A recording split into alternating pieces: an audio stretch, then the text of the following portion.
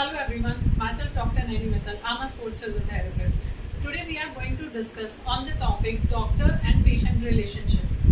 आज हम डिस्कस करेंगे कि डॉक्टर और पेशेंट रिलेशनशिप क्या होता है, इसका क्या बेनिफिट है, इसके क्या मेरिट्स हैं, क्या बेनिफिट होता है अगर एक डॉक्टर और पेशेंट अपना एक अच्छा रिलेशन बनाकर चलते हैं, कैसे बनाया जाता है, अगर नहीं बना पाते हैं तो क्या प्रॉब्लम्स आती हैं। चलिए तो स्टार्ट करते हैं। सबसे पहले मैं आपको ये बताती हूँ कि डॉक्टर और पेशेंट रिलेशन होता क्या है। जब भी कोई पेशेंट डॉक्टर के पास आता है तो वो एक डॉक्टर पेशेंट रिलेशनशिप फॉर्म करते हैं थ्रू अ गुड कम्युनिकेशन।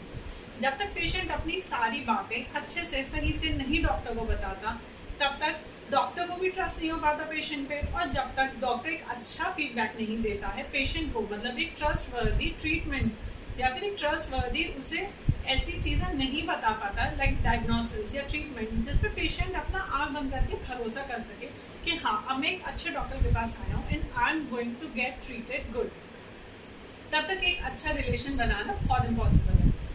तो इसके लिए बहुत सारे फैक्टर्स एक साथ वर्क करते हैं। सबसे पहला, हमेशा एक डॉक्टर को ये ध्यान में रखना होता है कि जब भी वो ट्रीटमेंट स्टार्ट करते हैं तो बहुत सारी टीम वर्क्स होते हैं, मतलब एक बहुत बड़ी टीम होती है जो साथ में वर्क करती है। ऐसा नहीं है किसी एक स्पेसिफिक डॉक्टर के पास आप जाएंगे और हर चीज़ का ट्रीटमेंट आपको उसके पास मिल जाएगा। नो, जब भी उस डॉक्टर को जिस भी स्टेप पे अपनी उस टीम के दूसरे मेंबर की ज़रूरत होती है, लगता है ये वर्क मेरे पार्ट का नहीं है, ये वर्क उस टीम मेंबर के पार्ट का है, तब वो पेशेंट को उस टीम मेंबर के लिए प्रेस्क्राइब कर देता है and the patient goes to there and get treated well.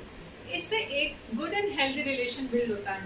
पहले डॉक्टर्स क्या करते थे, चाहे उनसे ट्रीटमेंट हो रहा है या नहीं हो रहा, या उनके फील्ड की वो चीज़ है भी या नहीं, तो वो ट्रीटमेंट दे देते थे और उससे कुछ फ़ायदा होता नहीं था। फिर जो वो पेशेंट होता था वो अनसेटिस्फाइड रहता था and the results gonna worse.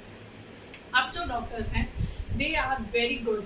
अब उन्हें पता है कि क्या चीज़ कहाँ ट्रीट होगी, क्या पार्ट किस डॉक्टर का है, क्या पार्ट किस थेरेपिस्ट का है, क्या हमारे जो पैरामेडिकल है उसका है, क्या हमारे मेडिकल वर्कर्स का है। चलिए तो अब मैं आपको एक ग्लिम्स दे देती हूँ कि हमारी जो टीम है उसमें होते कौन कौन मेंबर्स हैं। स्टार्ट करते हैं। सबसे पहले हम आते हैं अपने मेंबर्स पे। हमारी ये हैं जो मेंबर्स हैं और ये है उनका जो रोल है। हमारा सबसे पहले मेंबर है डॉक्टर। डॉक्टर का वर्क है to diagnose and treat. Second आते हैं हमारे स्पेशलिस्ट नर्स। नर्स जो होती है हमारी, वो हमारा क्या वर्क करती हैं, जो पेशेंट है और जो उनके फैमिली मेम्बर्स हैं उन्हें काफ़ी चीज़ें समझाती हैं। पेशेंट तो पूरी तरीके से नर्स के पास ही रहता है, उसका सब कुछ देखना, कब वो खा रहा है, क्या मेडिसिन है, कब उसे रेस्ट चाहिए, कब उन्हें फैमिली मेम्बर्स से मिलवाना है, everything is taken care by a nurse. Then comes physiotherapist. जो फिजियोथेरेपिस्ट हैं वो फिजिकल रिहैबिलिटेशन करते हैं पेशेंट का। Then comes occupational therapist. जो हमारे ऑक्यूपेशनल थेरेपिस्ट हैं वो हमारी स्किल्स पे वर्क करते हैं to rehabilitate the skills of the patient. Then comes speech and language therapist.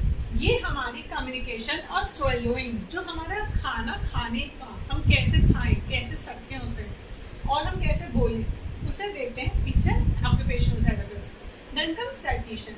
जो हमारे डाइटिशियन है वो हमारे न्यूट्रिशन को देखते हैं, किस डिजीज़ में, डिसऑर्डर में या फिर क्या कंडीशन है पेशेंट की, उसमें उसे कितना खाना है, क्या खाना है, कितना प्रोटीन, कितना कार्बोहाइड्रेट, या कितनी लूज डाइट लेनी है, या सॉफ्ट डाइट लेनी है, या बंद कर सकते हैं सॉफ्ट डाइट को। ये सब चीज़ हमारी डाइटिशियन देखते हैं। Then comes pharmacist.